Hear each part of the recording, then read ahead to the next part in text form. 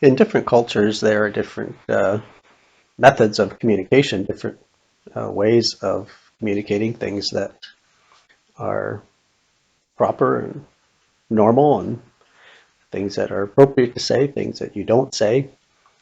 In our culture here in North America, we tend to use more direct communication. We tend to just say what we have to say, and yeah, sometimes we kind of fudge the truth too, and we don't say everything we think, and so we will kind of if somebody asks you, "Do I look fat?" You don't say, "Well, yeah, you do." No, we kind of say, "Well, you're healthy," or we kind of have a way of avoiding a direct answer, but generally we have more direct communication. In some cultures, there's more indirect communication. You say something that everybody knows what you're trying to say, but you don't say it directly. When we lived in Haiti, there were times when they used indirect communication. One of the times that that happened was we had a church committee for the church there. There were five men that were on the church committee. It was Pastor Paul, it was myself, and then there was a younger man, there was a middle-aged man, and there was also a an older man. And so we would meet and discuss issues related to the church, and the older man was Brother Salomu. He was a very nice old man, just a really short little man, and but he was generous. He was gracious. He was a very nice old man, and and had good input at the meetings. But he was a man who, he lived out of his garden. He raised his food, and he was illiterate, and he couldn't really tell time. But he didn't need to tell time. He didn't need to know if it was 9 o'clock or 10 o'clock in the morning, or 2 o'clock or 3 o'clock in the afternoon. He just needed to know it's morning or it's afternoon. I have this much time to work in my garden. It was, yeah, time wasn't a definite thing for him. So, but our meetings were set at a definite time. We would say we're going to meet at a certain time. Well, Fray Salomu, Brother Salomu, he had trouble getting to the meetings on time, and so Pastor Paul would, the men at the meeting, they would lecture him and tell him, "You have to be on time. This is an important meeting, and you need to be on time." Well, he would apologize, and he'll do better. He'll be there. And I got to the place where he was so nervous about missing the meeting that sometimes he would show up at my house 2, 3 hours before the meeting and wonder, "Pastor Merle, is it about time for the meeting?" Said, "No, not yet. You can go do some more stuff and then come back." If he got there within an hour of the meeting, he would just stay until it was time for the meeting. But invariably, he'd still miss some meetings. Well, we got to one meeting and he wasn't there. He was late. And so Pastor Paul was saying to the men on the church committee, "You know what?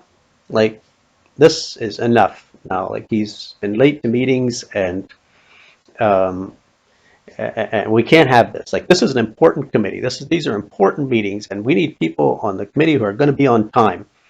And all the other men were like, "Yeah, that's right, that's right." And I'm feeling bad for him. I'm feeling like, well, he doesn't know. He doesn't know what time it is. Like, he's okay. He tries, and and well, they were like, "Nope, we're done with him, and we need somebody who's more responsible." And so but they said it would be good to have an older man on the committee, and so they talked about a few other older men that they thought maybe would be able to serve and would do well on the committee. And but then they never really replaced him. They just kind of left it, and we went on. We did all the other agenda items, and then at the end of the meeting, then Pastor Paul asked, "So is there anything else?" And I said, "Well, we didn't decide who we're putting on the committee to take Brother Salomu's place." And Pastor Paul said, "What do you mean?" And I said, "Well, you said that we need somebody who's going to be on time, and so you were going to replace him."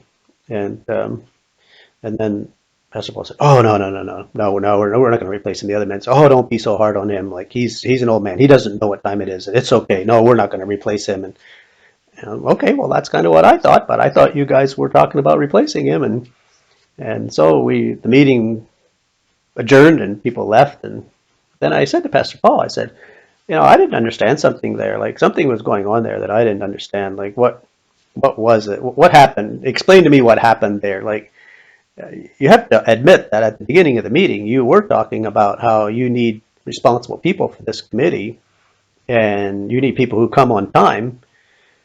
And you did talk about a few other men that you would put on in his place, but then when I suggested at the end of the meeting that you were going to replace him, then you were like, no, no, we're not going to replace him. So obviously I didn't understand what was going on there. Like, what was happening? Well, he said, okay, like this is what's happening. He was saying, this is an important committee, and we need people who take it seriously and who are going to be on time. And I want all those men to know that if they think that they can start doing what Brother Salamu does and they start coming later, they start missing meetings, we're going to take them off the committee. I'm going to suggest that they be taken off the committee. And all the other men agree with me because they want the other men to know if you start doing that and Pastor Paul suggests that we're going to take you off the committee, we're going to take you off. So they all know that if any of them try to do what he's doing, they're going to be off the committee. But we all also know that Brother Salem, who doesn't know what time it is, and it's okay for him to come late. We're not taking him off the committee, but everybody understands that nobody else can do that. So I said, okay, I understand. I can deal with that. That's fine. Now I understand. But you see, it was an indirect way of communicating a point rather than saying to those men directly, if you start being late like he is, we're going to take you off the committee. But everybody knew it except me. I didn't understand it. But it communicated. And so whether we use direct communication or indirect communication, the important thing is that everybody understands what's being said and that we're communicating in a way that is understood.